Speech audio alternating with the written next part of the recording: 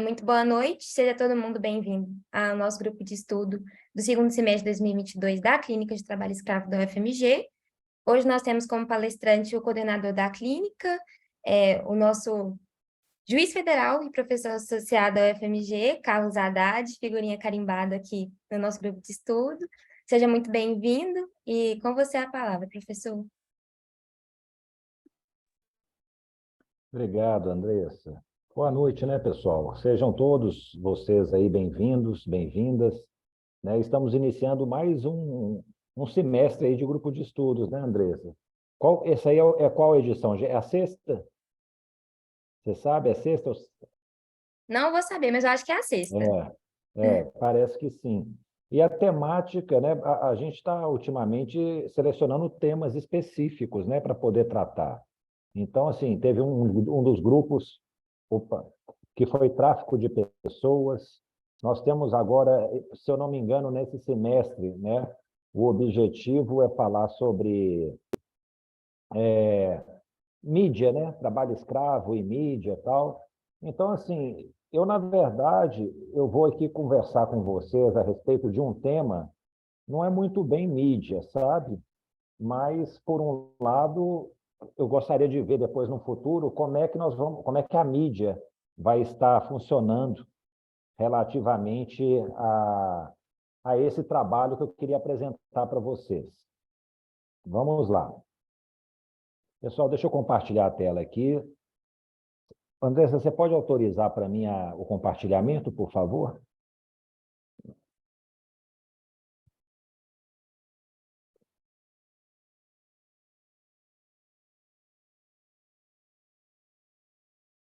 Professor, vê se funcionou, por gentileza. Não, ainda não. Ainda não? Se você também me colocar como co-host, aí eu consigo, talvez facilite. Pronto, É agora. aí já deu, joia.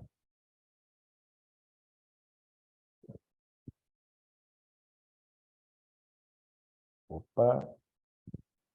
Conseguem ver, pessoal, minha tela? Pessoal, aqui, ó, isso aqui é uma pesquisa que a Clínica de Trabalho Escravo e Tráfico de Pessoas fez relacionada a tráfico de pessoas. O tema nosso, né, desse grupo de estudos esse semestre é para falar sobre mídia, né, e trabalho escravo. Mas aqui, né, como eu não sou nenhum artista famoso, não sou também jornalista, eu resolvi dar um outro enfoque. Mas eu queria mostrar para vocês o seguinte: será que no final do grupo de estudos essa pesquisa já vai ter sido divulgada a contento de maneira suficiente? Será que a mídia vai nos ajudar a apresentar os dados que nós encontramos aqui? Porque alguns dados aqui realmente não são assim tão bonitos de se ver, né? E aí vamos ver, né, se essa pesquisa foi encomendada pela OIM, Organização Internacional para as Migrações, e ela vai ser lançada daqui 2 semanas, lá em Brasília. E aí eu quero ver, né, qual que vai ser a repercussão dessa pesquisa, né? É inédita, nós ainda não divulgamos isso, mas aqui para o grupo de estudos, em primeira mão, nós estamos apresentando os resultados. E aí, na minha apresentação, ó, vai contar muito com a participação de vocês, viu? Vai ser uma apresentação interativa. Vamos lá. Qual que foi o nosso objetivo? A OIM contratou a clínica para poder fazer um diagnóstico sobre o funcionamento do sistema de justiça em relação ao tráfico de pessoas. Eles fizeram lá um levantamento de processos e nos passaram uma lista, sabe, que eles tinham conseguido produzir, a lista de processos. E nessa lista, a gente verificou que tinha processo da Justiça do Trabalho, da Justiça Estadual, da Justiça Federal. E aí nós optamos por fazer uma análise só dos processos da Justiça Federal. Não sei se vocês sabem, mas assim, tráfico de pessoas na Justiça Federal, somente tráfico internacional de pessoas. Se for tráfico na Justiça Estadual, é um tráfico interno, é o tráfico doméstico, né? Então, existe essa diferenciação. E na Justiça do Trabalho, né, nos casos de trabalho escravo, de vez em quando aparecia alguma coisa relacionada a tráfico de pessoas também. Como é que essa pesquisa assim, se desenvolveu, então? A OIM nos deu uma lista de processos. Nós achamos que essa lista não estava completa. nós começamos a procurar nos sites dos tribunais regionais federais do país, eram 5 na época, né? Achamos mais alguns processos. Entramos em contato com o Departamento de Pesquisas Judiciárias do CNJ, eles nos deram outra lista, adicionamos um ou outro processo, e aí fizemos, né, o levantamento final.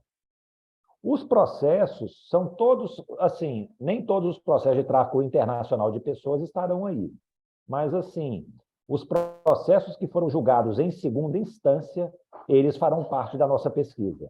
Foi uma metodologia que nós escolhemos, porque se ele já foi julgado em segunda instância, ele já tem um acordo, já tem uma decisão que a gente pode consultar.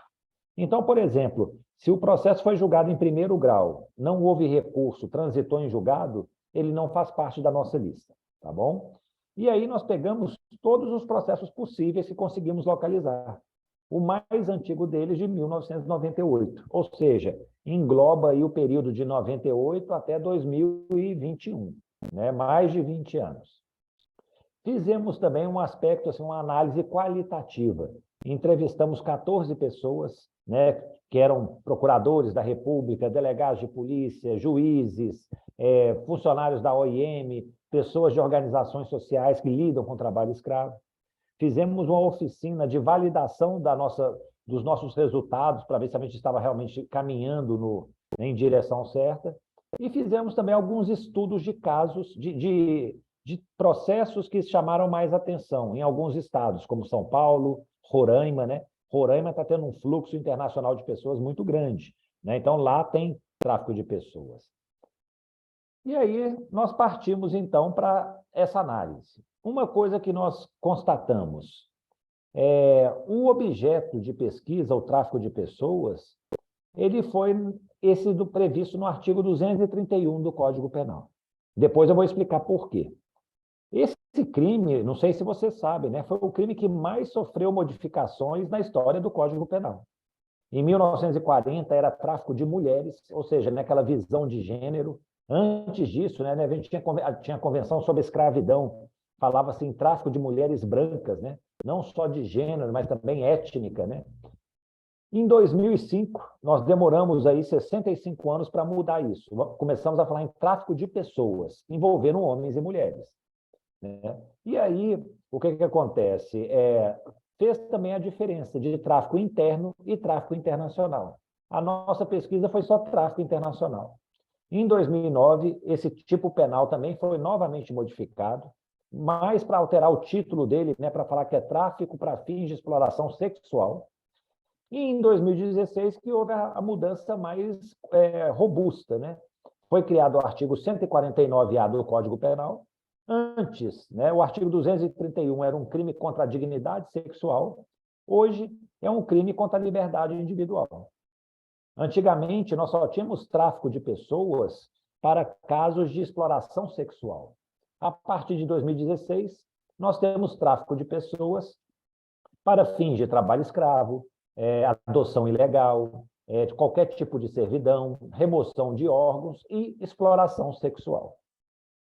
Se vocês não estão bem situados o que é o tráfico de pessoas, o conceito atual é o seguinte: é você aliciar, agenciar, recrutar, comprar, transferir, transportar, alojar, abrigar alguém mediante violência, fraude, grave ameaça, abuso, tem a coação, com as finalidades que eu mencionei, para trabalho escravo, para exploração sexual. Então, normalmente, o tráfico de pessoas, né, atualmente, ele exige um verbo típico, uma ação, agenciar, aliciar, transportar, exige um meio, esse meio é abuso, coação, fraude, e exige uma finalidade, exploração sexual, trabalho escravo, adoção ilegal, né? Então, assim, nesse contexto, nós constatamos que os processos todos que nós analisamos eram relacionados a tráfico sexual. E eu vou explicar por que isso aconteceu. Vamos avançar, então. Feita essa introdução, eu pergunto para vocês, quantos processos, então, nós analisamos? Vejam vocês, processos no Brasil inteiro. Nós procuramos com vontade de achar, viu, pessoal? Não foi uma pesquisa por amostragem, não. A gente queria achar tudo que foi possível. Procuramos, tivemos a ajuda da OIM, tivemos a ajuda do CNJ, e eles apresentaram uma lista de processos, que no final viraram quantos? 357, 1.218, 144 processos, que tramitaram na Justiça Federal de 1998 a 2021. Quem dá um chute aí, pessoal? Quem arrisca? Se quiser colocar no chat, o chat às vezes não há, o chat aqui eu não sei o que está acontecendo, ele não está abrindo para mim. Ou Qualquer então coisa falar eu te mesmo. falo, professor. Hã? Qualquer coisa eu Isso, te aí você falo. vai falando isso, André. Já tiveram dois Vamos ver chutes quem vai para acertar. 357, um chute para 144. 357 está ganhando no chat. Está ganhando, né? É, gente, mas quem está ganhando vai perder, porque na realidade foram 144 processos. É muito pouco, não, gente? Em mais de 20 anos, processo do Brasil inteiro, conseguimos achar só 144 processos. Como eu disse para vocês, não estão incluídos aí, por exemplo, os processos relacionados que acabaram em primeira instância. Nós só pegamos processos que foram julgados em segundo grau. Então, por exemplo, outra coisa, se o processo teve recurso, mas o tribunal ainda não julgou, ele não aparece na nossa lista, né? Então, tem essas questões também. E outra coisa, talvez mostre que os tribunais não deixam tão claro assim, tão disponível, os processos que estão em curso. Pode ser também uma alternativa. Mas realmente eu acho que a quantidade é muito pouco. No Brasil, se a gente for pensar em 144 em mais de 20 anos, é uns 6, 7 casos por ano no Brasil inteiro. Vamos avançar. E quantos, então, vítimas que apareceram nos 144 processos?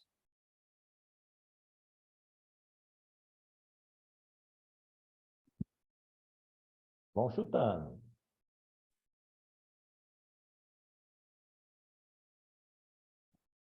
Até agora ninguém se arriscou. Teve 341. 341. 5, 714. 714 está ganhando, hein? Está ganhando? Sim, Ninguém colocou 6.000, não? ninguém. 6.000 acho que está muito, né, gente? Ia ter que ser 50 aí por processo, né? 50 vítimas, é. Na verdade, foram 714. Então, assim, para 144 processos, 714 vítimas, dá mais ou menos aí umas 5 vítimas por processo. E aí, o que acontece? Tem casos que tinha lá uma, duas vítimas, mas tinha outros que tinham 10 vítimas. Mas a média é essa, ou seja, o tráfico internacional, gente, ele costuma ter um caráter um pouco mais complexo. Talvez seja um pouco diferente do tráfico interno, né? O tráfico interno pode uma pessoa chamar a outra, cooptar e levar para um local do Brasil para explorar sexualmente. Mas quando a gente fala no âmbito internacional, normalmente parece que tem uma organização maior, né, dos agentes. E aí eles conseguem captar mais vítimas. Essas vítimas, será que são homens ou mulheres?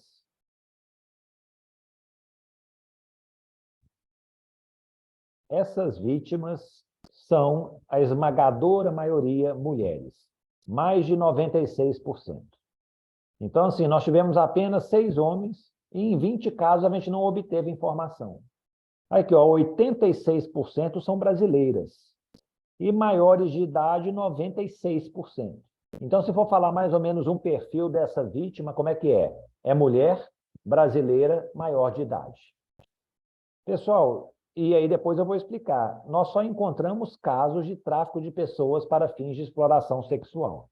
E a gente está vendo é o seguinte, normalmente nós somos um país que exporta mulheres para o tráfico de pessoas, para a prostituição, né? Pelo menos é o que mostra os dados da pesquisa. E em termos de réus, quantos réus apareceram aí que foram denunciados, foram acusados no processo?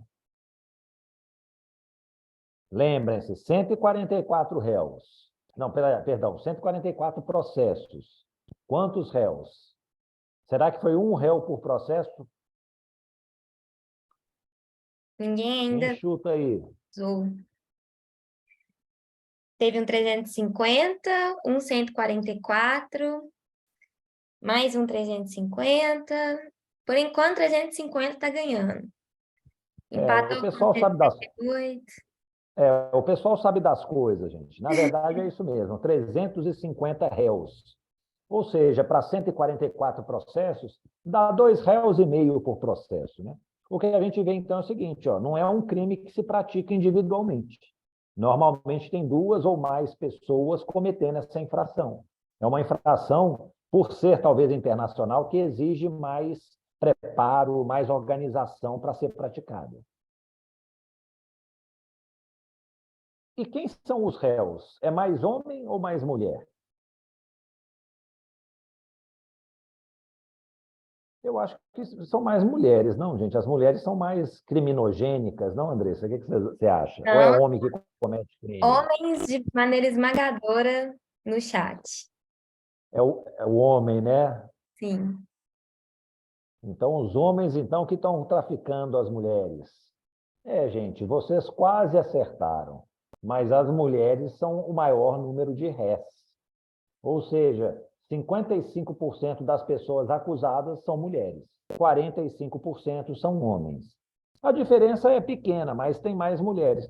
Alguém tem alguma ideia por que tem mais mulheres do que homens?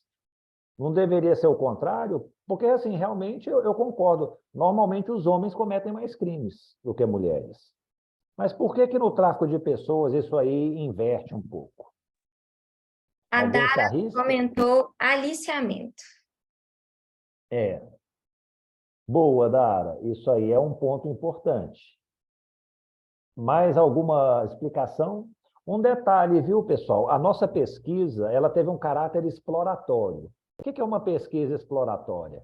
A gente começa assim, né? Imagina, eu estou chegando à Lua, eu vou começar a explorar a Lua, ver mais ou menos superficialmente o que tem por ali. Eu não vou cavar a Lua, fazer um buraco, começar a ver o núcleo dela, né, as camadas e não sei. Não, eu quero tipo assim conhecer pelo alto, mais ou menos, e depois eu faço, né, incursões mais profundas. Então, por exemplo, nós constatamos isso, tem mais mulheres. Mas assim, a gente não procurou explicar por que tem mais mulheres. Isso aí pode ser explicado, talvez, pessoal, numa dissertação de mestrado, num trabalho de conclusão de curso, de chegar e falar assim, ó, eu vou começar a ver todos os processos, por que tem mais mulheres, em que circunstâncias que elas foram, né? Aí a gente tem que fazer uma análise só dessa situação. Pessoal, eu acho assim, a Dara tocou num ponto importante, não sei se outros falaram, mas sabe o que acontece no tráfico de pessoas?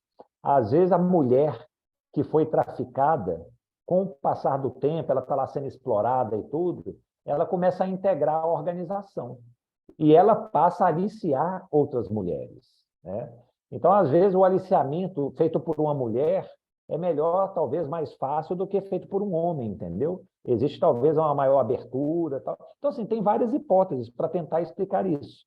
Mas acaba que realmente as mulheres foram mais acusadas do que homens na prática do crime. E aí o porquê, né, vou deixar para vocês pensarem a respeito. Qual que é o destino preferido do tráfico internacional? Espanha, Itália, Portugal, Suíça. Esses são os 4 mais, os 4 destinos principais. Mas quem arrisca? Muitos falando Espanha. Por que, pessoal? Por que Espanha? E não Portugal? Lá em Portugal fala a mesma língua. Será que lá não seria melhor? Nenhuma Para que resposta. vai falar? Hã? Só tem Espanha, mas ninguém se arriscou do porquê ainda. Do porquê. Tá vendo, gente? É outra coisa. A nossa exploração foi só identificar o local, mas não falamos do porquê. E aí, realmente, gente, a Espanha ganha disparado. Dos 144 processos, são acho que 82 para a Espanha. A Itália tem lá uns 15, Portugal uns 12, Suíça acho que 9. Então, assim, por que a Espanha? Talvez aí a gente pode pensar, ó, a Espanha talvez tenha um custo de vida mais alto do que Portugal. Lá tem mais dinheiro, pessoas com mais dinheiro. Então, pode ser isso. Eles falam que lá na Espanha, por isso que eu falo, a gente vai conversando com as pessoas, uma juíza federal de Campinas chegou para mim e falou assim, ó, qual o local da Espanha? Eu falei, não, a gente não identificou isso. Ela falou, não, porque tem uma região lá de Maiorca, né, acho que é Palma de Maiorca e tal, ela é muito influenciada por alemães, é próxima assim, à fronteira e tal. Então, assim, tem muito alemão lá e alemão rico. Então, às vezes, pode ser um atrativo, às vezes tem um foco específico. Ou então, gente, a explicação pode ser mais simples. Uma organização arrumou uma via, um acesso pela Espanha, deu certo, começou várias pessoas a ir pela Espanha, seguindo aquela rota que foi primeiramente estabelecida. Então, outra coisa, precisa então de uma dissertação de mestrado, uma tese de doutorado, para tentar explicar por que a Espanha é o destino preferido. Vamos avançar. Agora, falando sobre dados do processo, né? Nós temos 5 tribunais federais na época aí em que a pesquisa foi feita, né? Hoje, né, foi criado em 2022 o TRF6, mas o TRF6 é Minas Gerais, que fazia parte do TRF1. Qual tribunal será que julgou mais processos? Esse tribunal julgou 65% dos casos. O TRF3 é de São Paulo, Mato Grosso do Sul. TRF4 são os estados do Sul. TRF5 é no Nordeste. TRF2 é Espírito Santo e Rio de Janeiro. TRF1 são 14 estados e Distrito Federal. É todo o Norte, Maranhão, Piauí, Minas, Bahia, né, Brasília, Mato Grosso, Goiás, Tocantins. O pessoal ficou mais dividido entre o 2 e o 3. A Rânia deu 5, Edilson 1. Aqui, ó, o Edilson acertou. 65% desses processos foram julgados pelo TRF1. Talvez, pessoal, ele tenha uma dimensão territorial maior, né? São 14 estados. Então, a chance de ter mais casos é realmente maior. Mas eu também não sei se... Aqui, ó, quem menos julgou, sabe quem foi? São Paulo, TRF3. Julgou 6,25%. E aí eu falei, gente, está muito estranho isso. São Paulo é o centro de recepção e de envio de pessoas que são traficadas. O aeroporto de Guarulhos é o que tem mais movimento no país. E aí depois eu descobri, é uma hipótese, né, pessoal? Não está nada confirmado. Eles falam que, por exemplo, os processos de tráfico de pessoas em São Paulo, eles têm um segredo de justiça absoluto, que ninguém consegue ter acesso, nem o CNJ tem acesso. Então, é possível que a gente não encontrou na pesquisa processos de São Paulo. Né? Lá pode ter muitos casos, mas não chegou a nosso conhecimento. Nem no CNJ, nem na OIM. Ou seja, no fundo, eles estão escondendo os processos de tráfico de pessoas.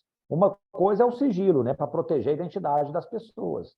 Mas outra coisa é você, tipo assim, vedar totalmente o acesso. A gente pode fazer uma pesquisa sem identificar a parte, a vítima, nem nada. Não tem problema, o interesse não é esse. Mas, assim, se a gente não sabe a quantidade de processos que tem, os julgamentos e tal, a gente não consegue nem estabelecer políticas, né, políticas públicas a respeito disso. Então, pode ser também uma justificativa porque São Paulo está com menos processos para serem julgados. Nós achamos o campeão foi o TRF1. E qual estado do Brasil possui mais processos?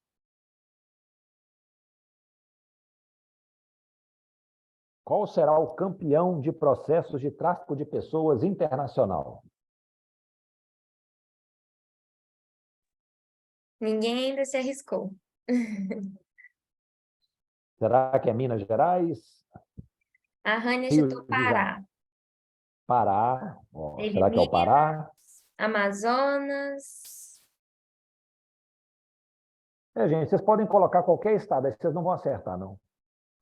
Vou dar mais 10 segundos, 20 segundos para vocês colocarem, vocês não vão acertar, não. Não tem a mínima chance.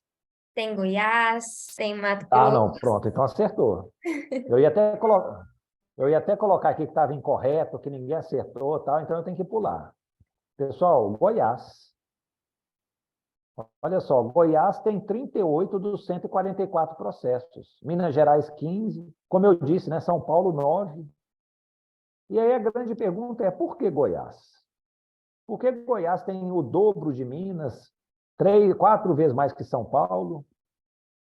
Como eu disse, né, gente, a pesquisa tentou extrair o máximo de dados possíveis, mas como eu falei, ó, às vezes o TRF3 não permite acesso aos processos, ninguém vai saber que tem processo lá tramitando.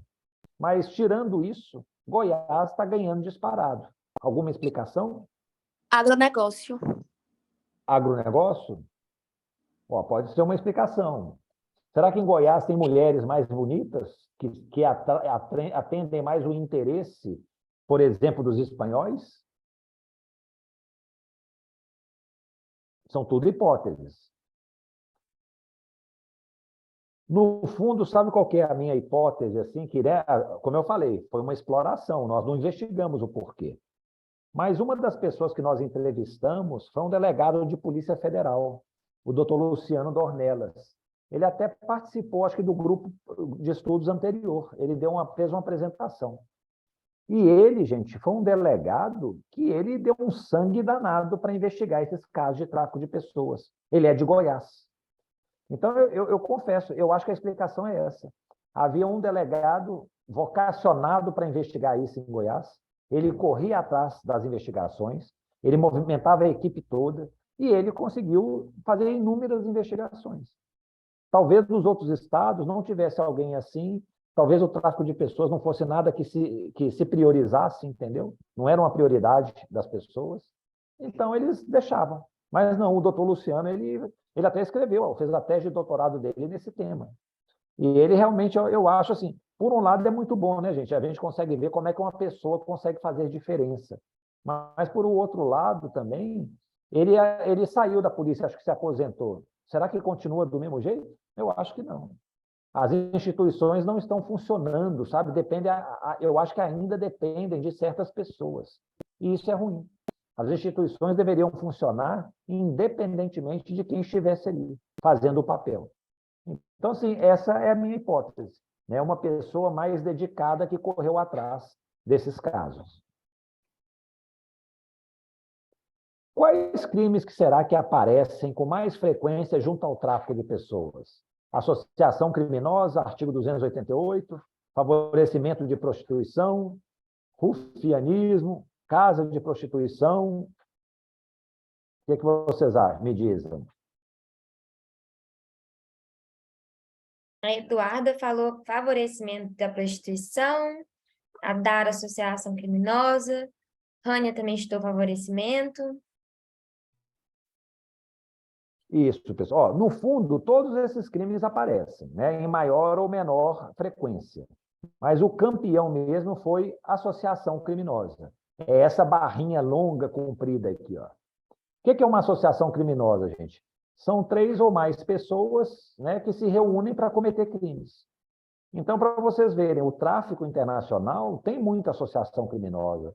Ou seja, são pessoas que se organizam, né, para praticar o ilícito.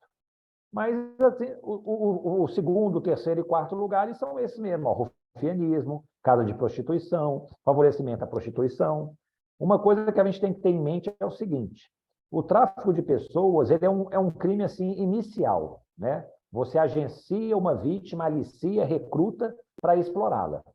Só de você ter a intenção de explorar, o crime já se consuma, você já cometeu o crime. Agora, se a exploração realmente se realiza, é outro crime. Aí vai ser rufianismo, vai ser casa de prostituição, pode ser uma outra infração. É a mesma coisa hoje no artigo 149-A. Eu posso aliciar um trabalhador mediante fraude para explorar o trabalho escravo. Cometi tráfico de pessoas. Aí eu levei ele para um outro lugar do país. E lá eu comecei a explorar a mão de obra escrava dele durante 2 meses. É outro crime, é o artigo 149. Então, o réu ele vai responder por 2 infrações. O artigo 149-A, tráfico de pessoas, mais o artigo 149, redução à condição análoga de escravo. Mas aqui, como era tráfico para fins sexuais, né, é só crimes sexuais que posteriormente acontecem. Qual é o meio empregado para a prática do crime, pessoal? O que vocês acham? Abuso, fraude, coação, violência?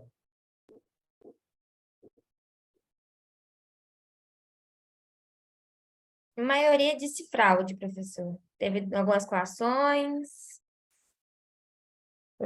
Vocês acertaram, então, porque que fraude aparece praticamente mais da metade dos casos. Abuso de vulnerável também, coação, violência, grave ameaça em menor frequência. Então, normalmente, pessoal, o que existe no tráfico de pessoas é isso, é uma fraude. Alguém enganando o outro para poder explorá-lo sexualmente, trabalho escravo, né? E aí a gente tem que, por isso que tem que tomar muito cuidado, tem que ter muita educação, tem que desconfiar de propostas de emprego que são assim fantasiosas, tem que desconfiar, né?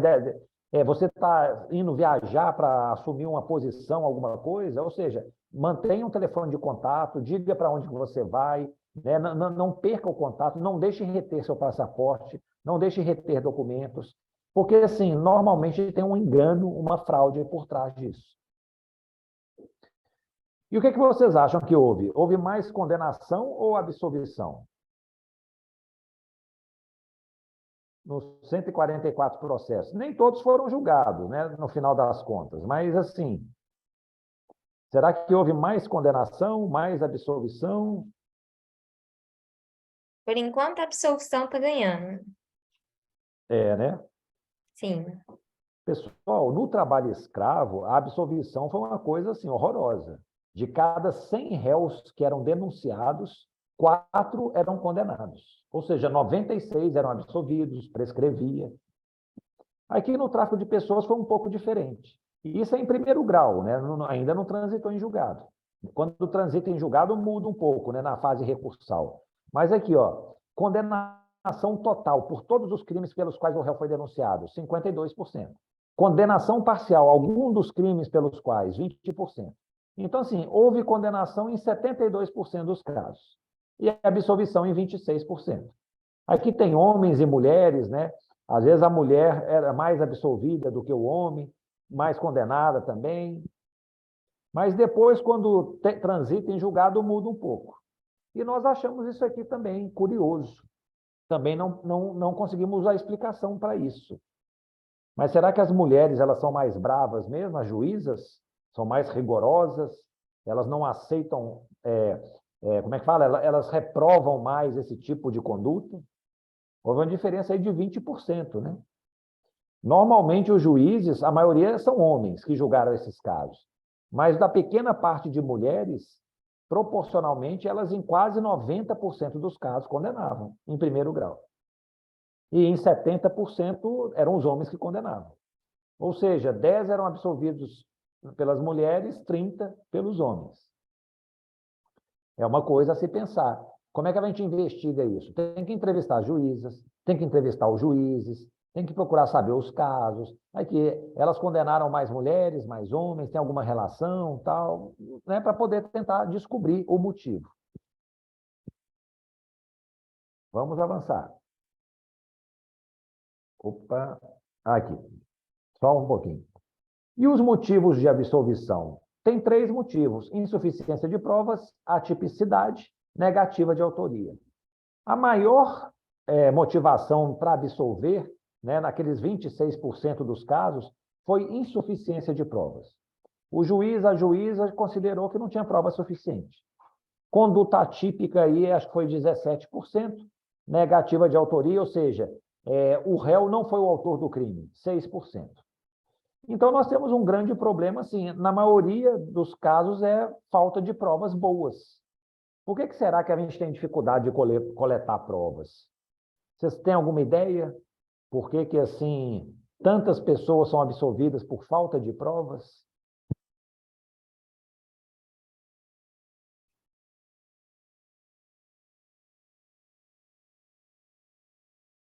Nenhuma ideia?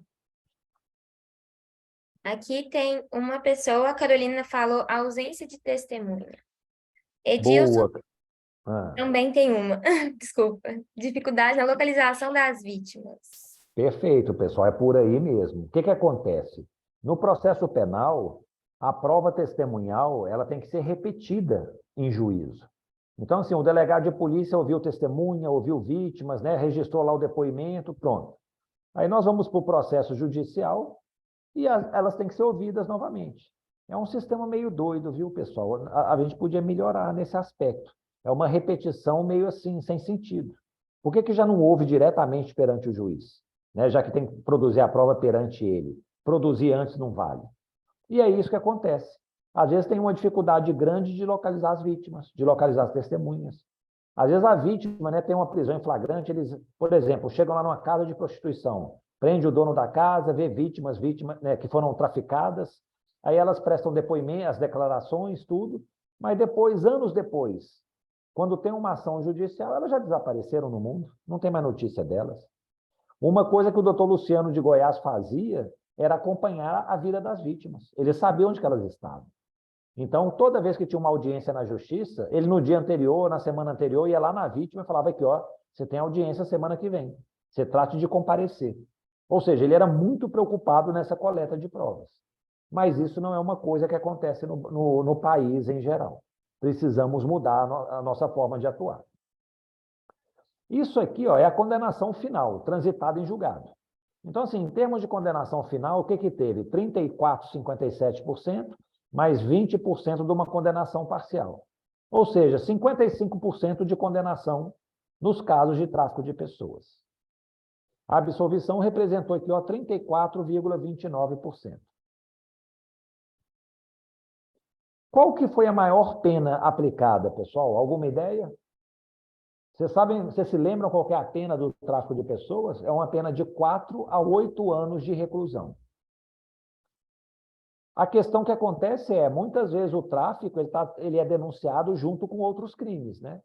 Igual eu falei lá, teve associação criminosa, rufianismo. Somando todas as penas, qual foi a maior? A Rania Foi chutou nessa ação penal 48. aqui, 48? Rayane, Foi 22. 22. Aqui, ó, Edilson, foi na ação penal do Rio Grande do Norte.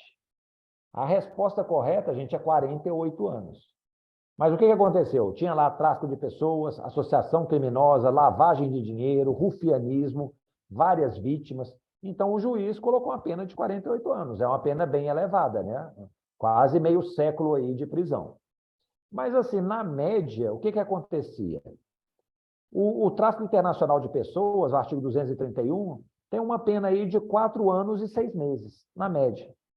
A associação criminosa, uma pena de 1 ano e 4 meses. O rufianismo, 2 anos e 4 meses. E o favorecimento à prostituição, 2 anos e 6 meses. Então, assim, se a pessoa foi acusada de tudo isso aqui, realmente somando todas as penas, vai dar aí uns 10 anos, né, quase. Então, por isso que às vezes chega-se num montante mais elevado. E aí a grande pergunta para a gente já caminhar para o nosso final. Quanto tempo que demora para se impor a pena ao acusado? A vida toda ou uma eternidade? Quem respondeu a vida toda, acertou. Quem respondeu uma eternidade, também acertou, pessoal. Parabéns. Porque, assim, demora muito tempo. Vocês têm uma ideia de quanto tempo que demora um processo para tramitar? Eu fico falando o seguinte, o dia em que o crime foi praticado, ó, vamos supor, o crime foi praticado em 2020. Quando que terá a condenação transitada em julgado? Em média, em que ano?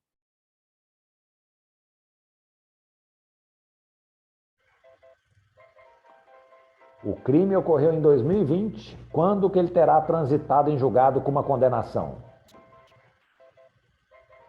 Eduardo chutou 2027. 2027, 7 anos. Caroline, 2034. 2034, o dobro, 14 anos. Vamos tirar a média aí, ó, 14, 7 e tal, vai dar uns 10 anos. Isso é por tribunal. Aqui, ó, o Tribunal de São Paulo, TRF3, é o que mais demora, 4.610 dias, na média. O TRF1 é o mais rápido, 3.877 dias, na média. Mas, assim, o tempo médio foi esse, 10 anos, 10 meses, 16 dias. Ou seja, pessoal, em 2020 praticado o crime, no fim de 2030, esse processo vai ter transitado em julgado. Eu acho que isso é uma coisa muito séria, sabe, pessoal?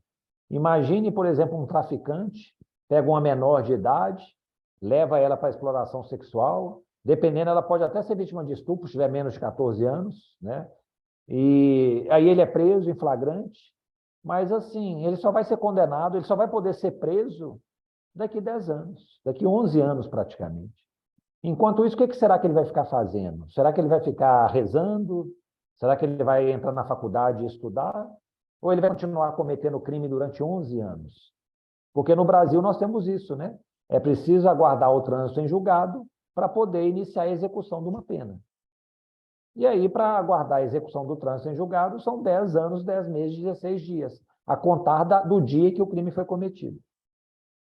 Então, assim, É um prazo muito dilatado e a gente deveria pensar assim, como fazer para poder reduzir esse prazo. E aí que são os prazos assim parciais, ó. Do dia do crime até o início da ação criminal, né, a denúncia, 940 dias. Pouco menos de 3 anos. Da denúncia até a sentença, é o que gasta mais tempo, ó. Dá uns 4 anos quase. Na fase de julgamento de recurso, mais uns 3 anos. Julgar recurso, gente, é muito simples. Chega lá o processo pronto para ser julgado. Conduzir o processo em primeiro grau já é mais complicado. Você tem vários atos, né? Você tem que ouvir testemunha, tem que fazer um interrogatório, intimar as pessoas, tal. Mas quando tem um recurso, chegou lá no tribunal, é só julgar. E demora em média 3 anos para isso. Realmente é uma coisa meio assustadora. E aí o recorde, pessoal, a ação que mais demorou foi no Rio de Janeiro, 8.111 dias. Vocês querem dividir aí? Quem faz o cálculo para mim rápido? Quantos anos representam 8.111 dias? Vamos dividir 8.111 por 365. 22. Isso. 22 anos que durou um processo criminal. E o mais rápido, 400 dias, lá em Goiás. Ou seja, foi julgado, condenado, transitou em julgado, teve recurso, o tribunal julgou e pronto. Em 400 dias resolveu o processo. Será que todo mundo não conseguiria fazer em 400 dias? Ou será que a nossa referência tem que ser realmente 10 anos, 22 anos? E aí, pessoal, as conclusões que a gente chega, né? O que a gente pode fazer para o processo tramitar mais rapidamente? Alguém tem ideia?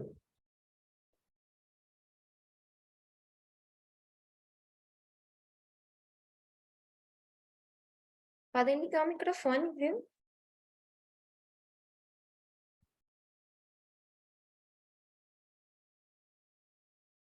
Aqui, ó. Já vou concluindo, parando a apresentação, mas querendo ouvir de vocês. E aí, pessoal, o que a gente consegue, talvez, fazer para que o processo não demore 10 anos? Nós temos aí alguma chance de fazer com que ele tramite mais rapidamente?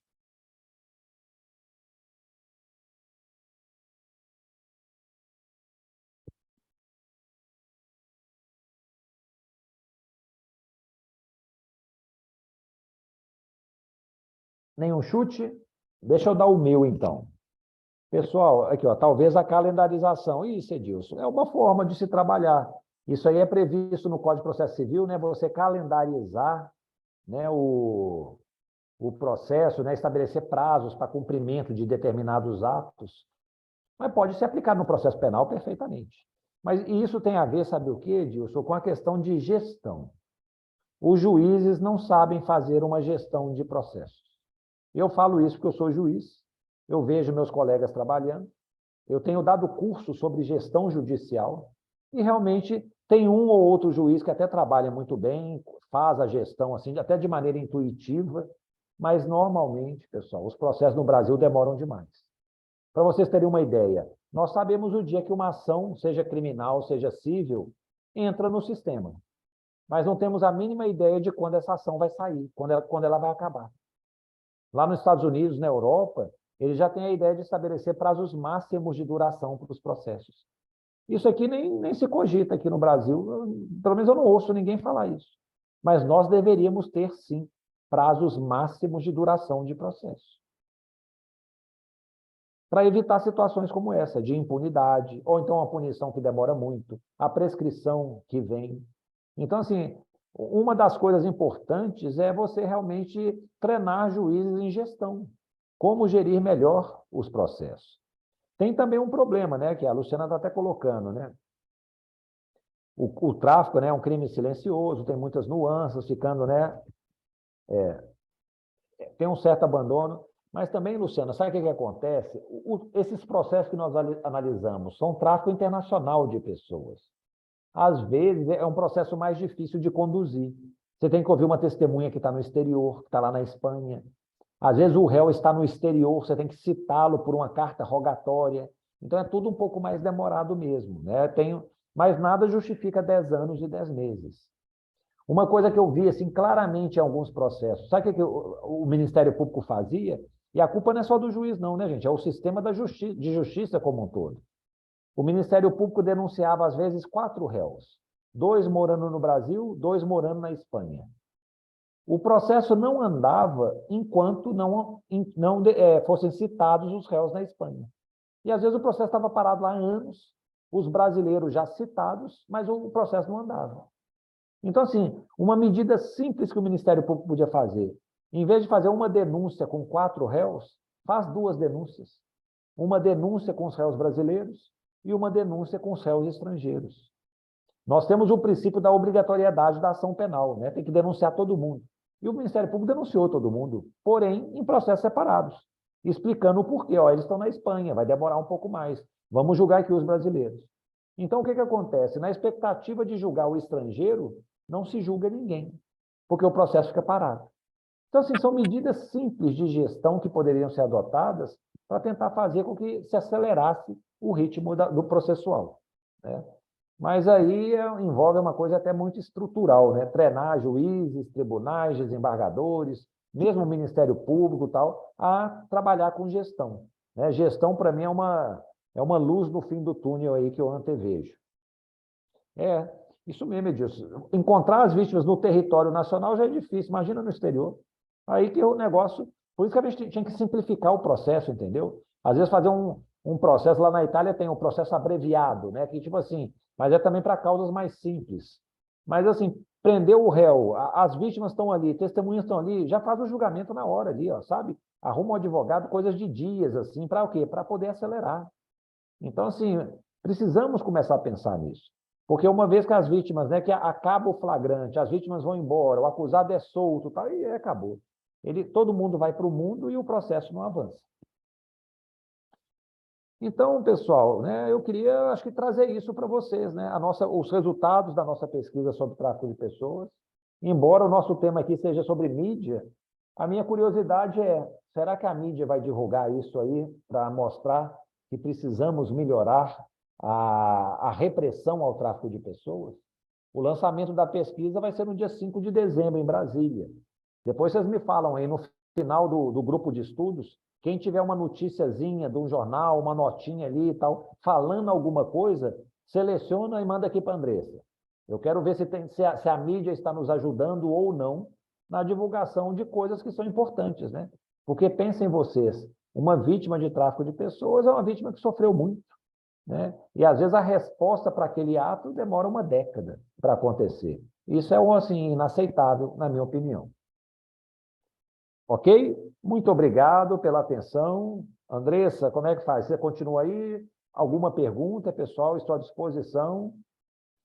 Caso não tenhamos perguntas, a gente pode encerrar. Não sei se alguém tem alguma pergunta.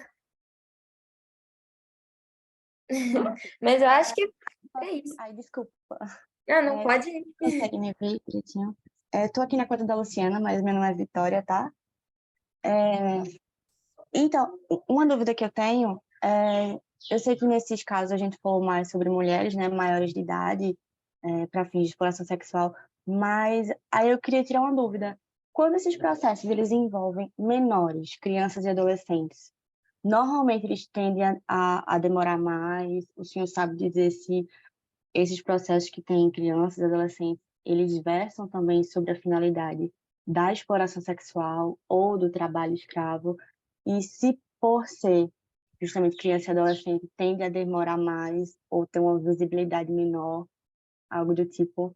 Pergunto porque eu sou de Recife e a minha monografia ela foi justamente sobre a ausência de políticas públicas de prevenção ao tráfico de crianças e adolescentes aqui, né, em relação à prefeitura daqui, e eu vi uma invisibilidade do tema imensa. E aí eu queria saber do senhor, né, dessa pesquisa, se o senhor também acredita que, por ser criança e adolescente, tem essa dificuldade maior, essa demora maior. Tá. Ô, Vitor, olha aqui, ó, eu não gosto de falar nada assim muito chutado, não, né? Então, tipo assim, tem que ter dados para embasar o que eu falo. Então, assim, na pesquisa, nós acabamos que não investigamos isso, sabe? Assim, daria para fazer. São poucos os casos que têm menores, mas a gente podia pegar esses casos e falar assim, ó, qual que é o prazo médio de duração? É maior ou é menor do que os outros casos que não têm menores? Só que nós não fizemos isso, né? Então, assim, eu não vou poder te dar uma resposta positiva nesse sentido. Mas, assim, essa questão da proteção, é difícil falar, eu gosto de falar baseado em dados, entendeu? Assim, é a coisa empírica mesmo. Então, eu não sei se eu vou poder responder com precisão. Você percebeu, talvez, uma maior vulnerabilidade, né? Talvez uma menor proteção de crianças. Também nesse aspecto, assim, no fundo, pessoal, pelo que foi apresentado, todo mundo tá meio que desprotegido. Você tem que esperar 10 anos e 10 meses, seja criança, adulto, homem, mulher, né? Qualquer coisa está demorando demais. Acho que está todo mundo desprotegido. E essa questão da violência, da exploração sexual, e aí veio o detalhe que eu não falei para vocês, né, pessoal? Nós só encontramos casos de exploração sexual. E por que isso? Pessoal, eu acho que é matemática. Se os processos demoram 10 anos e 10 meses para chegar no fim, a lei que introduziu o tráfico de pessoas para trabalho escravo, adoção ilegal, tal, é de 2016. Passaram-se só 6 anos. Nós ainda não temos processos transitados em julgado pelo artigo 149-A. Eu acho que talvez lá para 2026 comece a aparecer alguma coisa, a seguir esse mesmo ritmo de 10 anos e 10 meses. Então, eu acho que a explicação é essa, sabe? Nós só encontramos exploração sexual por quê? Porque antes de 2016 era o único crime que tinha, tráfico de pessoas para exploração sexual. Vamos ver se daqui a alguns anos a gente volta a essa pesquisa para poder trazer esses dados, né? Então, realmente não encontramos nada de trabalho escravo. Estou vendo aqui no chat, pessoal, já vou respondendo, né? Estratégias utilizadas pelo judiciário para fazer com que esses assuntos cheguem à mídia, né? Como dar visibilidade. Pessoal, aqui, ó, os tribunais, eles têm assessoria de imprensa, né? Mas, assim, será que o judiciário quer dar visibilidade, falar que um processo demora 10 anos e 10 meses para ser julgado? Por isso que eu estou brincando com vocês. Me contem se vocês vão ver na imprensa a divulgação sobre isso. Não sei se vai ter divulgação, não, né? O judiciário tem interesse, o CNJ tem interesse de falar isso? Que o processo no Brasil demora uma eternidade? Acho que não. Então, assim, talvez tenha essa dificuldade de apresentar. E aquele negócio, né, pessoal? É igual acho que o alcoólatra. A primeira coisa para o alcoólatra tentar largar o alcoolismo, ele tem que reconhecer que ele tem um problema, que ele é alcoólatra. Então, assim, o judiciário brasileiro tem que começar a reconhecer que ele tem um problema. Esse é o primeiro passo para a gente começar a mudar. Então, assim, nós podemos contar com as assessorias de imprensa dos tribunais, tudo, CNJ, mas, assim, normalmente divulgam só coisas boas. As coisas ruins não vêm à tona, né? Então, não sei até que ponto. Mas, por exemplo, virar aqui uma jornalista, a Pedrosa, né? Acho que é a Ana Pedrosa, eu já tive contato com ela anteriormente. Eu passei dados das nossas pesquisas para ela, ela fez matérias, reportagens, divulgação. Então, às vezes, depende disso. Um juiz que tenha, né, a gente que faz uma pesquisa, teve contato com um jornalista, e o jornalista demonstrou interesse em divulgar, né? Então, talvez é uma possibilidade, né, de fazer essa melhor publicidade da pesquisa. E eu estou vendo aqui o Edilson, né? Isso aqui foi a pergunta, né, da Geiciane, obrigado. Agora o Edilson, né, através da exposição, pode promover, né, a mídia uma melhor gestão judicial desses casos? O Edilson, eu acho que é mais ou menos assim, ó, se colocar na parede o judiciário, talvez ele precise dar uma resposta, né? Então, por exemplo, comece a aparecer números ruins do judiciário. Aí ninguém quer ficar ruim na fita, né, pessoal? Todo mundo quer exibir coisas boas. Então, chega e fala assim, ó, o Tribunal Regional da Terceira Região, ele demora, em média, 4.600 dias para julgar um processo como esse. Pô, isso aí é muito ruim para o tribunal. É possível que, assim, exerça uma pressão, né, sobre o tribunal para que ele adote providências para evitar que isso aconteça. Então, assim, talvez sob esse efeito, assim, um constrangimento, né? Acho que a mídia teria esse aspecto, um aspecto do constrangimento. Aqui, ó, vamos constranger para poder tentar ver se o judiciário se toca e começa a pensar mesmo em como julgar não só esses casos, né, pessoal? Isso aqui é só uma amostra. O trabalho escravo, o tempo médio de tramitação dele foram 8 anos e alguns meses da nossa pesquisa. Não é pouca coisa também, não, entendeu? É um prazo considerável. Então, será que a gente não consegue dar uma resposta final assim em 2 anos, 3 anos? Precisa de 8, 10? Então, assim, eu acho que a mídia tem esse efeito, né, de constranger, um constrangimento que eu diria até construtivo, no sentido de chegar e motivar o judiciário a tomar providências mais consistentes.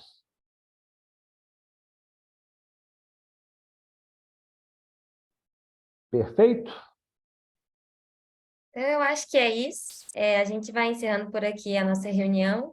Queria agradecer a você, professor, pela maravilhosa exposição da nossa produção científica. Espero que a gente consiga alcançar muitas pessoas com ela. A gente vai fazer a divulgação dela assim que sair lá no Instagram da clínica, então não deixem de seguir. E é isso. Muito obrigada, viu, professor, pela exposição. Sempre ótimo. Nada, Andressa. Eu que agradeço, pessoal. Adoro, acho ótimo vir aqui conversar com vocês, né? Discutir esses temas aí que são tão importantes e continuem participando do grupo de estudos, né? Eu acho que é um local muito útil, muito proveitoso e produtivo para a gente aí ampliar nosso conhecimento sobre esses temas aí que são tão relevantes, tá bom? Obrigado, pessoal. Um grande abraço a todos vocês.